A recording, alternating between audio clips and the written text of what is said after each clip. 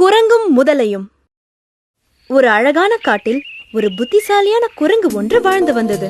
நான் இந்த அழகிய காட்டில் வாழ்வதற்கு எவ்வளவு அதிர்ஷ்டம் செய்திருக்க வேண்டும். அந்த காட்டின் நடுவே ஆறு ஒன்று பாய்ந்து கொண்டிருந்தது. அந்த ஆற்றுக்கு நடுவில் ஒரு சின்ன தீவு இருந்தது. அந்த தீவு முழுவதும் மாமரங்கள் நிறைந்திருந்தது.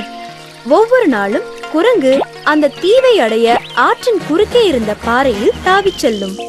அங்கு தன் ஆசை தீர மாம்பழத்தை சாப்பிட்டுவிட்டு அங்குள்ள மரத்தின் அடியில் இளைப்பாரும். ஆஹா, எவ்வளவு ருசியான மாம்பழங்கள்! ஒரு முதலை ஒன்று குரங்கின் தினசரி நடவடிக்கையை கவனித்து வந்தது. ஆஹா, என்ன ஒரு கொழுத்த குரங்கு! இதற்கு ருசியான இதயம் இருக்கும். இதை எப்படியாவது கொண்டு சாப்பிட வேண்டும். ஒரு நாள் குரங்கு வழக்கம் போல் தீவுக்கு சென்றபோது முதலை தந்திரமாக குரங்கு தாவிச் செல்லும் பாறையின் மீது படுத்தபடி தலையையும் வாலையும் தண்ணீரின் உள்ளேயும் உடம்பை பாறையோடு பாறையாக வைத்துக்கொண்டு குரங்கின் வருகைக்காக பொறுமையோடு காத்திருந்தது. குரங்கு வழக்கம் போல் மாம்பழத்தை சாப்பிட்டுவிட்டு காட்டிற்கு வர தயாரானது. என்ன, இன்று பாறை வித்தியாசமாக இருக்கிறது. அது புத்திசாலியான குரங்கானதால் பாறை வழக்கம் போல் இல்லாமல் சற்று பெரிதாக இருப்பதாக உணர்ந்தது. உடனே அது ஒரு தந்திரம் செய்தது. ஓ பாறை நண்பரே, எப்படி இருக்கீங்க? ஏன் என் கூட பேசவே இல்ல? நான் ஏதாவது தப்பு பண்ணிட்டேனா? இது பேசுவதை பார்த்தால் இந்த பாறை தினமும் இதனுடன் பேசும் போல் இருக்கிறது.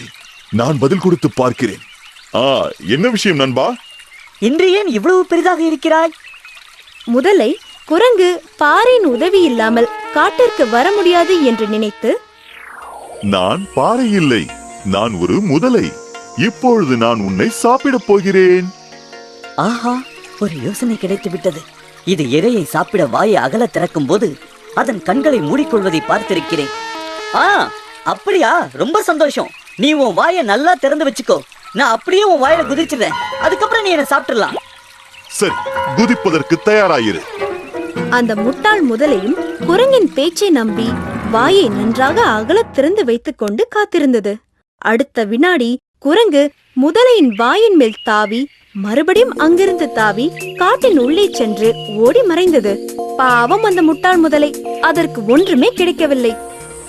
நீதி: சரியான சமயத்தில் செயல்பட்டால் ஒருவர் தன் உயிரை காப்பாற்றிக் கொள்ளலாம்.